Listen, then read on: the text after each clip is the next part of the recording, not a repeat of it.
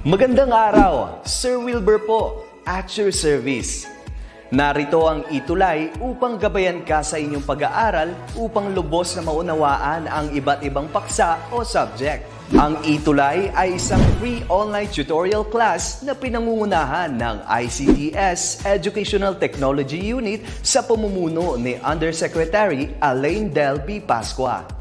Ang programang ito ay hindi lamang para sa mga bata, kundi ito rin ay magsisilbing gabay sa mga magulang at mga guro kung paano nila ituturo o gagabayan sa bawat asignatura ang kanilang mga anak o mga estudyante. Sa kasalukuyan, ang self-learning module mula sa rehiyon ng Calabarzon at kilala sa tawag na pivot ang ginagamit sa ating ETUlay online class. Kaya ano pang hinihintay ninyo? Ihanda na ang inyong mga ballpen o lapis, papel o kwaderno at samahan kaming itulay ang pagkatuto para sa bawat batang Pilipino.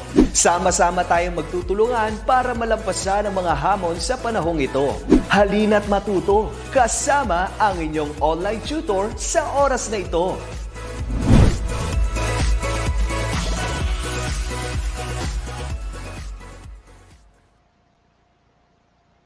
Good morning everyone! Magandang umaga po sa ating lahat and especially to my TLE 8 warriors. Salamat at nandito naman tayo ulit sa isang session na naman ng ating lesson for ETUlay online tutorial. And of course, maraming salamat sa ating mga guro at mga magulang na patuloy na sumusuporta para sa ating DepEd ETUlay online tutorial. Thank you so much po.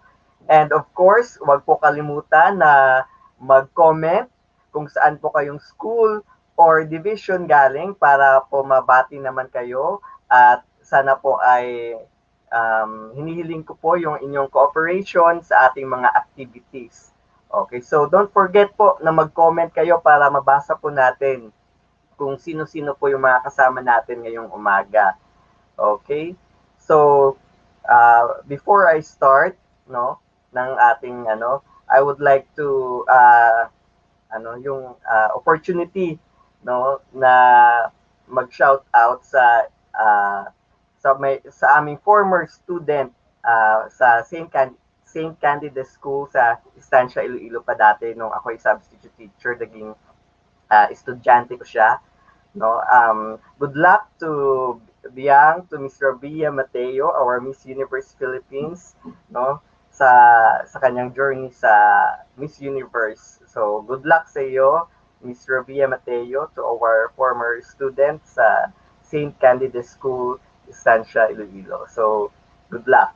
Okay. So hello, good morning sa kay Bebot Hermosa. Okay, yun. From Panabo, grade 8. So, don't forget po sa lahat po na nanonood to comment kung saan school or division po kayo galing para po mabati ko po kayo, para ma-recognize ko naman kung sino-sino yung mga kasama ko ngayong umaga. Okay. So, pag-uusapan po natin ngayong umaga ay tungkol sa our quarter 3 week 7 is all about to maintain tools and equipment. So ito yung pag-uusapan natin. Paano ba yung pag-maintain ng ating mga tools and equipment?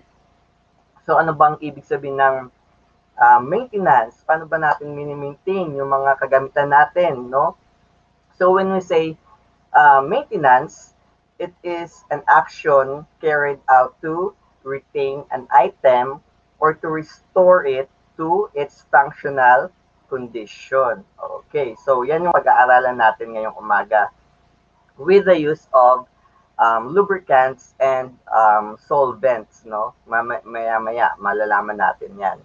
Okay, so bago yan, so we are in the week 7 na. So at the end of our tutorial, you will be able to identify lubricants and cleaning solvents, and observe periodic preventive and maintenance of electrical tools and equipment.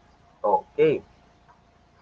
So, Sa lahat po ng nanonood ngayong umaga, yun, good morning from Davao de Oro. Congrats to my former co-als teacher in Pasig City. Yes, hello po. Good morning po sa ating former co-als teacher din sa Pasig City, si Ma'am Mirna Clarin Tormes. Hello po, Ma'am. I miss you. See you soon.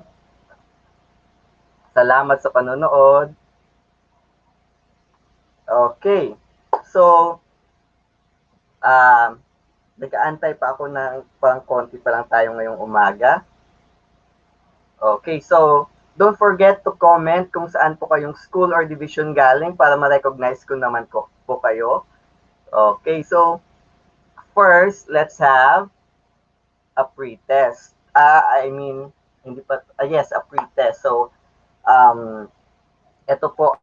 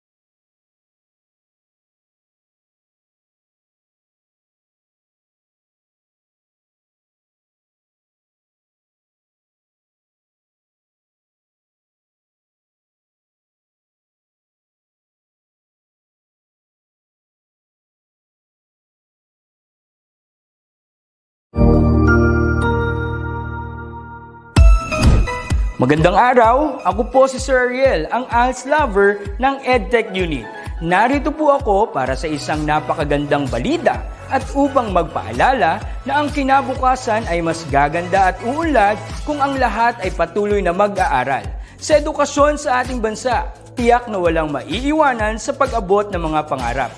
Kaya naman ang Department of Education ICT's Educational Technology Unit at Alternative Learning System Task Force ay nagtutulungan sa pagkakaroon ng ALS Tech Empowerment Program upang maihatid ang excellent quality education sa ating mga ALS learner and teachers. To easily deliver the lessons from the modules and other references, we will provide tablet PC as part of the DepEd computerization program to all ALS teachers and orientation on the use of these packages.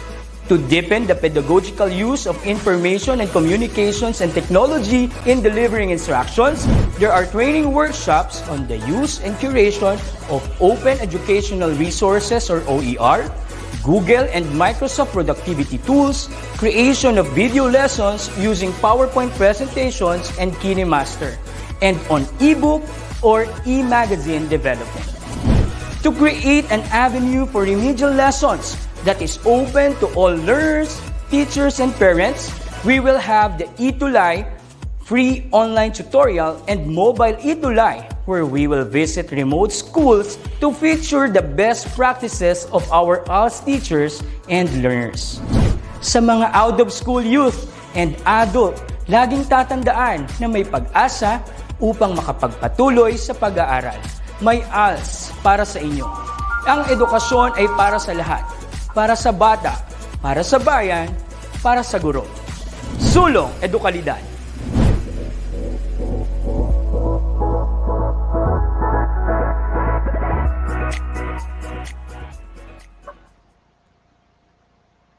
Hello, good morning po ulit. Pasensya na at nawawala yung connection ko, yung internet connection ko. Kaya nawala po yung slides, pati ako kanina. So, sa pagpapatuloy ng ating ETUlay online tutorial, so let's have a pre-test. So, this will measure your prior knowledge and concepts about the lesson. So, alam ko may alam na kayo sa ating lesson for today. So, don't forget na mag-comment ang inyong sagot, no? Kasi babasahin ko yan.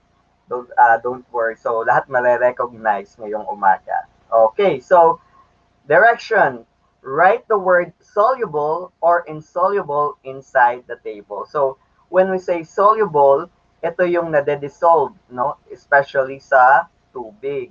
Or insoluble, ibig sabihin hindi siya nade-dissolve or natutunaw sa tubig. Okay, so ang number 1 natin ay detergent soap.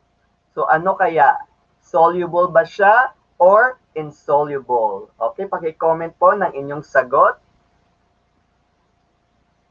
So sa lahat ng nanonood, huwag mahiya na mag-comment at babasahin natin yung mga sagot ninyo.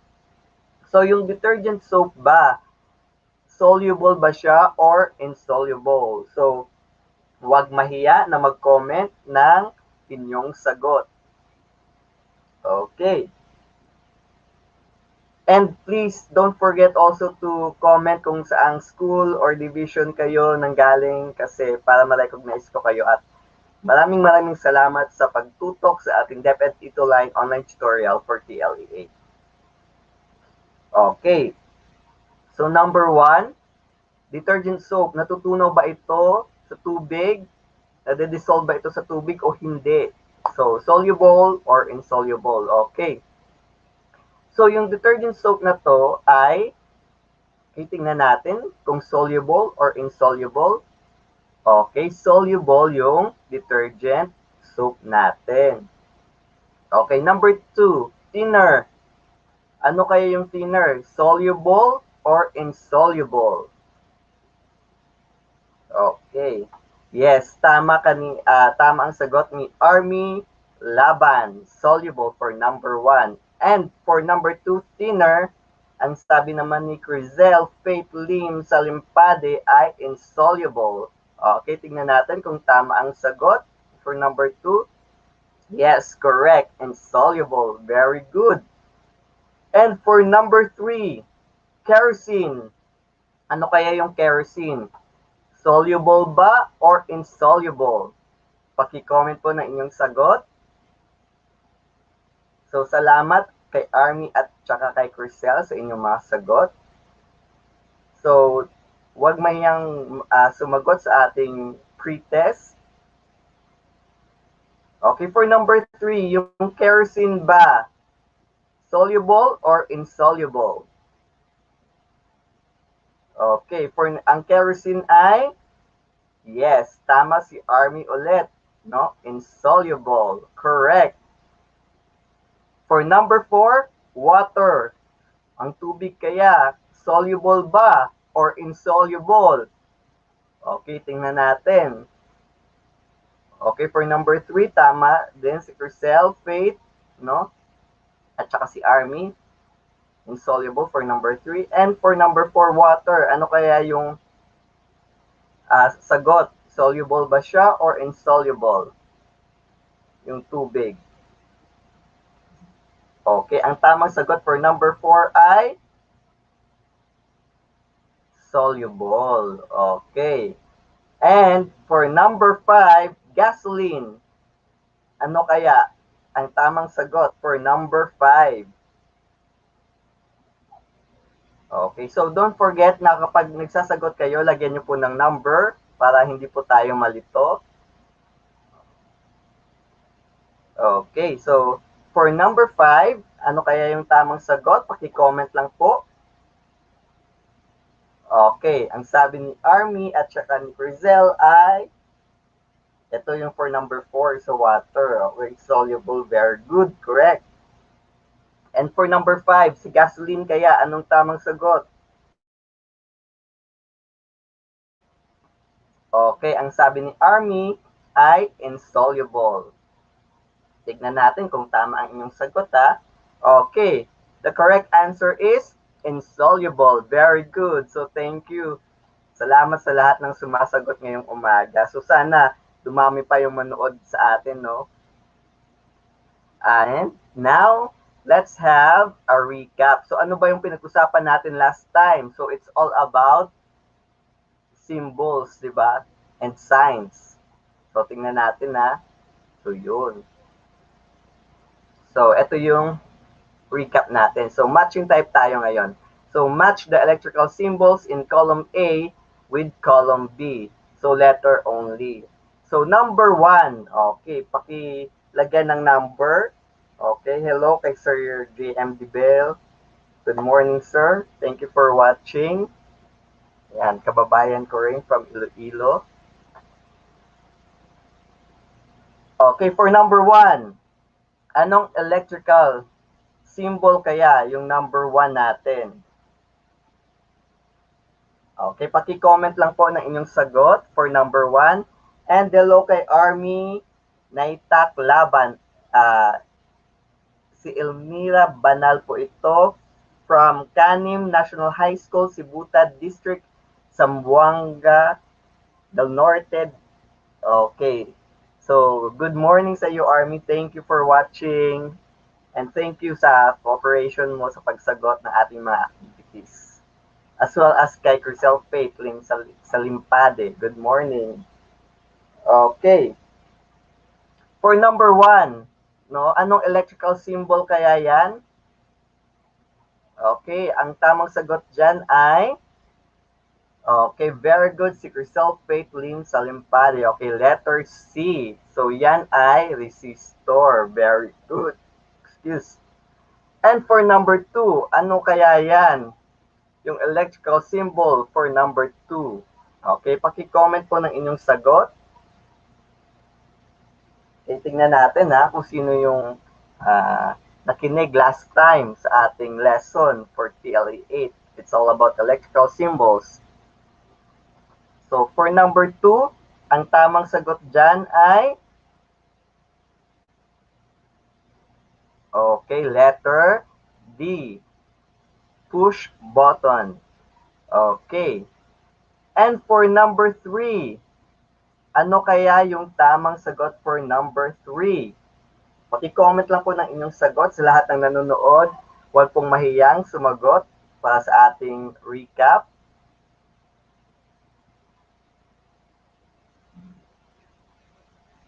Okay, so for number 3, ano kaya yung tamang sagot?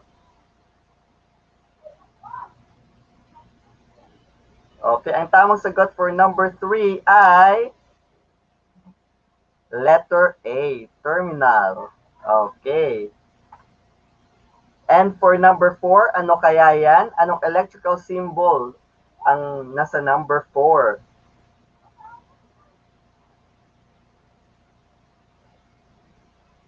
Paki-comment lang po ng inyong sagot for number 4.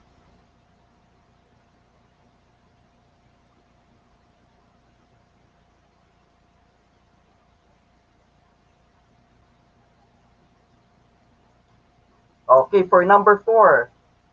So sa lahat na nanonood ulit, huwag pong mahiya na sumagot sa ating mga activities, no? Para ma-recognize ko kayo. And pakilagay na lang kung saang school or division kayo nanggaling.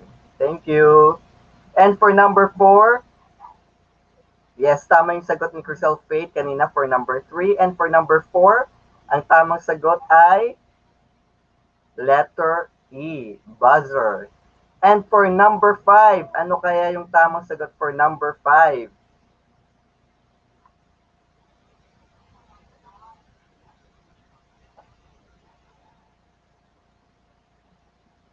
Okay, for number 5, ang tamang sagot ay letter B. Okay. Ang number 5 ay letter B, speaker. Okay, so dumako tayo ngayon sa ating lesson for today. So salamat sa lahat ng sumasagot para sa ating mga activities. Okay, so now, let's talk about maintain tools and equipment. So kanina nga, nasabi ko na kanina na paano ba yung maintenance, no, ng tools and equipment natin. So when we say maintenance, it is an action carried out to retain an item in or to restore it to its functional condition. Okay, so yan yung pong pag-aaralan natin ngayong umaga. So meron So kapag regular maintenance, no, regular maintenance and servicing of power tools and equipment, no, will help to ensure that they will operate with optimum efficiency at all times. Kaya nga meron tayong tinatawag din na preventive maintenance, no? So preventive maintenance is performed in order to ensure that tools are operating properly and efficiently. So kailangan natin, no, yung maintenance ng ating mga tools and equipment. Okay, so meron tayong sa letter A natin, meron tayong types and uses of lubricants. Okay, ano ba yung lubricant? Okay, a lubricant is a substance introduced to lessen friction between moving surfaces. It may also transport external particles. The property of reducing friction is known as lubricity. So may iba't ibang klase tayo ng lubricants at ipapakita ko ngayon sa inyo to. Okay, number 1, ito yung anti-rust lubricant spray. So ano yung use nito? Okay, it loosens rusted part, cleans and protects, drives out moisture, stop squeaks, freeze, sticky mechanism. Okay, so yung anti-rust lubricant spray, so from the word no, na may rust, so yung kalawang, tinatanggal niya yung kalawang, and also protektahan niya rin, no, na hindi kalawangin yung ating mga tools and equipment.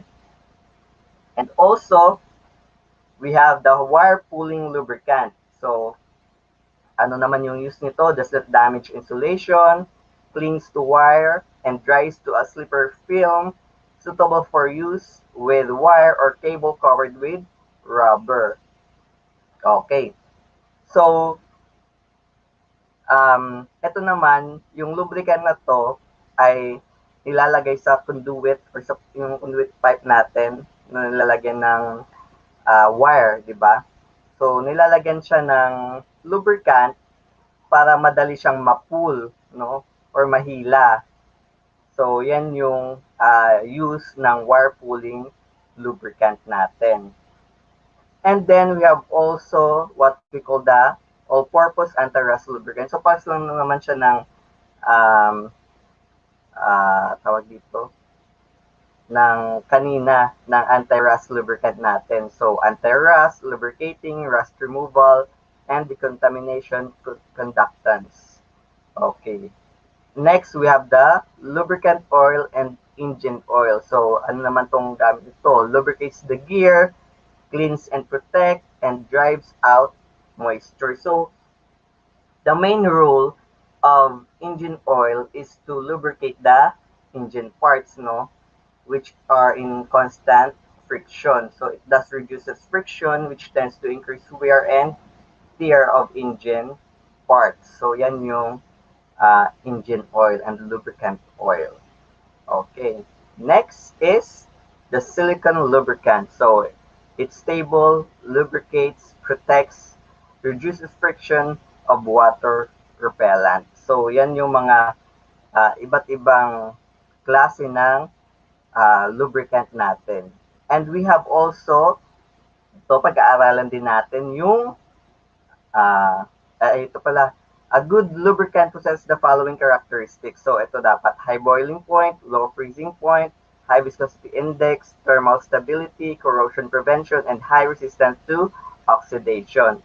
And pag-aaralan din natin ngayon yung mga cleaning solvents, no? So ano-ano yung mga cleaning solvents natin? So, at ano ba yung solvent?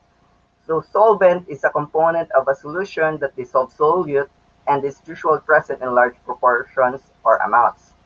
It can be classified as polar and non-polar. So, pag sinabi natin polar solvent, ito ang solvent na nade-dissolve, no, or na natutunaw, especially sa tubig. While non-polar solvent, no, ito naman yung mga solvent na hindi natutunaw or hindi nade-dissolve, especially sa tubig, no. So, yan yung pagkakaiba ng polar solvent and non-polar solvent. So, we have, yan, makikita nyo sa table natin, yung mga cleaning solvents, no? And solubility niya sa water, polar ba siya or non-polar? So, una ay water, so soluble si water, and of course, dahil soluble siya, polar solvent kasi nade-dissolve siya. Si gasoline naman ay insoluble, no? Kasi nga hindi siya natutunaw, do not dissolve. Pati si kerosene and thinner. So para silang tatlo, si gasoline, si kerosene and thinner are all insoluble. While si water and si detergent soap, dahil nga natutunaw sila, sila ay soluble or they are polar solvents. Okay. So, anong gamit ng mga itong cleaning solvents natin? Tignan natin ha. So, ito yung mga cleaning solvents natin and their uses. Okay. So, si gasoline, saan ba siya ginagamit? So, wash greasy tools and equipment. Si kerosene naman, remove dust, grease oil, or paint, or etc.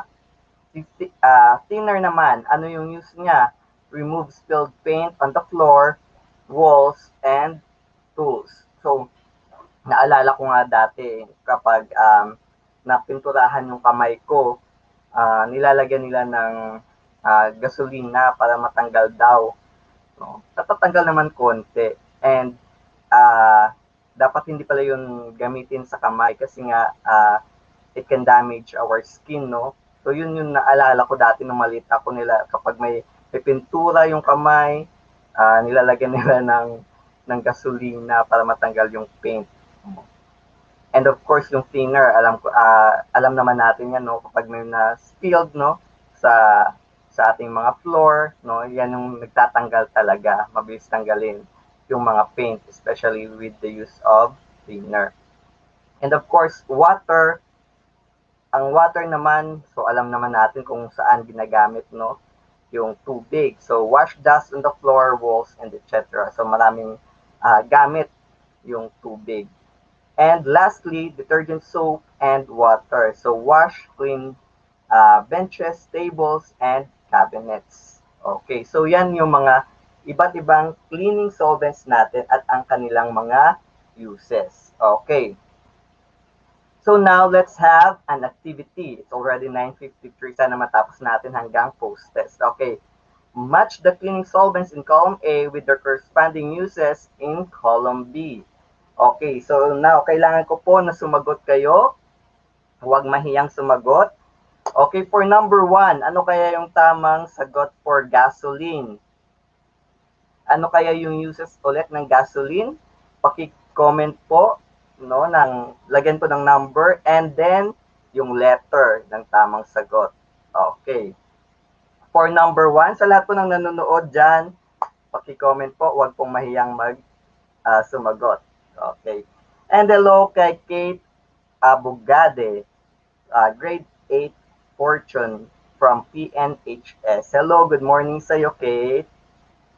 Okay, so yun, paki-comment po ng inyong sagot for number 1. Ano kaya yung gamit ng gasoline natin? Paki-lagyan ng number and then yung letter.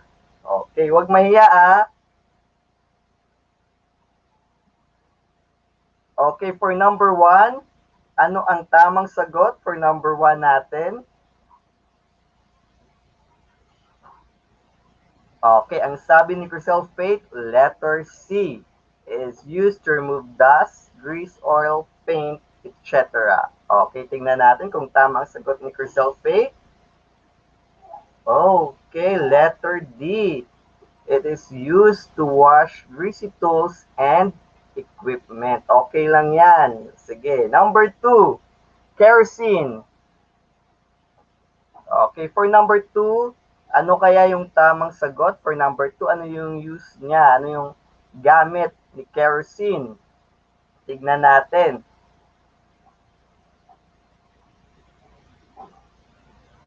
And sige, sagot lang kayo for number 2. And sa lahat na nanonood, you can comment kung anong specialization yung gusto ninyong pag-aralan natin for the fourth quarter. Mag-comment lang kayo kung anong specialization sa lahat ng nanonood na grade 8. Baka iba yung specialization nyo. No? Kaya kumonti tayo ngayon. So, mag-comment lang kayo kung anong specialization ang gusto nyong pag-aralan natin for the fourth quarter. No? Kaya, yun yung, kung sinong madami, yun yung pag-aaralan natin. Okay. So, may sagot na si Army Nike Laban. Okay, letter E. So, kerosene. Okay, yung kerosene ay, okay, it is used to remove dust, grease oil, paint, and etc. So, medyo nakakalito lang siya minsan, no? Kasi parang pare-parehas lang yung mostly yung gamit niya. And si thinner, okay, tama si Crucelfate, Lim, Salimpadi for number 2, correct. Letter C. For number 3, thinner. Ano kayo yung tamang sagot for number 3? Yan, kay Kate Abugal, pwede ka pong mag-sagot, no? Huwag mahiyang sumagot. And thank you kay Crisel at saka kay Army sa palaging pagsagot sa ating mga activities. So, maraming salamat. Okay, for number 3, ang tamang sagot for thinner ay letter E. Okay, it is used to remove spilled paint from the floor, walls, and tools. So, tama si Crucelfate. Okay, very good. For number 4, water. Ano kaya yung tamang sagot for number 4? Okay, ano ba yung gamit ng tubig natin? Yung pinag-aralan natin kanina. Okay, ang number 4, no, water, ang tamang sagot dyan ay letter A. It is used to remove dust from the floor and walls. Okay, and lastly, number 5, detergent soap and water. Okay. Yes, tama ang sagot ni Crucelfate Salimpadi for number 4, letter A. And for number 5, ano kayong natitira dyan? Okay, so isa na lang natitira natin for number 5, letter B, detergent soap and water. It is used to wash or clean benches, tables, and cabinets. Okay. Next tayo. Okay, true or false? So, last activity. Write true if the statement is correct and false if it is incorrect. Okay. Number 1. Wire pulling lubricant is suitable for use with wire or cable covered with rubber. So, number 1, true ba or false?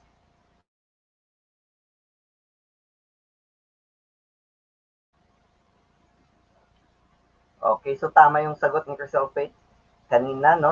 Para sa ating number 5, letter B. Correct, very good. Okay, for number 1, ang tamang sagot, wire pulling lubricant is suitable for use with wire or cable covered with rubber. Okay, correct, Crucelfate. Tama, it's true. Number 2, a lubricant is a substance introduced to lessen friction between moving surfaces. Okay, anong tamang sagot for number 2? Okay, ang tamang sagot for number 2 ay true. Okay, for number 3, okay, kerosene is an example of polar solvent. Okay, medyo bilisan natin kasi it's already 10 a.m. Yes, tama yung sagot ni Crucelfate Salimpadi for number 2, true. Okay, for number 3, sabi naman ni John Andre Trono. And thank you at John Andre Trono sa pagsagot. Number 3, false, sabi niya. Okay, correct. Very good. For number 4, solvent is a component of a solution that dissolved solute and is usually present in large proportions or amounts. Okay, for number 4, ang tamang sagot ay, okay, true. And for number 5, ano kaya yung tamang sagot? Hello po kay Melissa Santa Ana. Good morning, watching from Bantog Elementary School, San Miguel Central District. Hello po ma'am, good morning and thank you for watching. Salamat sa suporta po. Okay, so tama yung kay Crisel Faith, Lim Salimpadi na sabi ay true for number 4. And for number 5, ano kaya yung last natin? For number 5, okay, ang sabi ni Frizel ay true. Okay. Non-polar solvents are solvents which dissolve or are soluble in water. So yung non-polar solvents ba ay yung itong solvents ay natutunaw or nade-dissolve or soluble siya sa tubig. Okay. So ang tamang sagot for number 5 natin ay, okay, tingnan natin ang tamang sagot. Okay, false. Okay, dahil yung non-polar solvents are solvents which do not dissolve, hindi natutunaw, or are insoluble in water. Okay, so it's already 10:02 and it's already time. So I hope na may natutunan kayo ngayong umaga sa ating lesson for today. And yun nga, sa lahat ng nanonood, you can comment down below kung ano yung specialization ang gusto nyong pag-aralan for the next quarter, sa ating fourth quarter. Kasi yung mag-fourth quarter na tayo, no? Kasi yung sa EIM na ito ay medyo hindi ganun kadami, no? Yung nanonood. So, gusto kong malaman din na galing sa inyo kung ano yung specialization ang gusto nyong pag-aralan natin for the fourth quarter. So maraming salamat sa inyong pagsama sa akin ngayong umaga, and I hope sasamahan nyo ako ulit sa susunod na Friday. So thank you and goodbye. Ingat po tayo lagi. Salamat. Thank you po.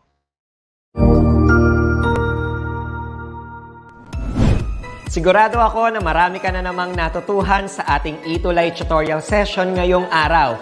Tandaan, ito ay hindi lamang para sa ating mga mag-aaral, kundi pati rin sa ating mga minamahal na guro at mga magulang na kaagapay natin para maituloy ang pagkatuto sa kabila ng nararanasang pandemya. Patuloy ding sumubaybay sa DepEd TV para sa mga araling ginawang video episodes. Mapapanood ito mula Lunes hanggang Sabado, alas 7 ng umaga hanggang alas 7 ng gabi sa inyong mga telebisyon.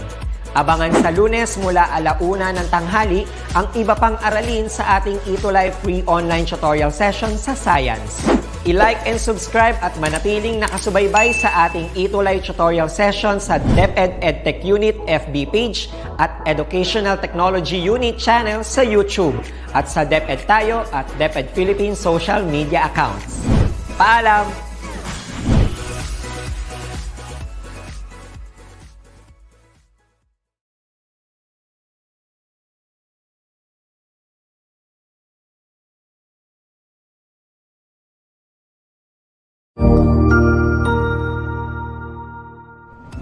Magandang araw, Sir Wilbur po, at your service.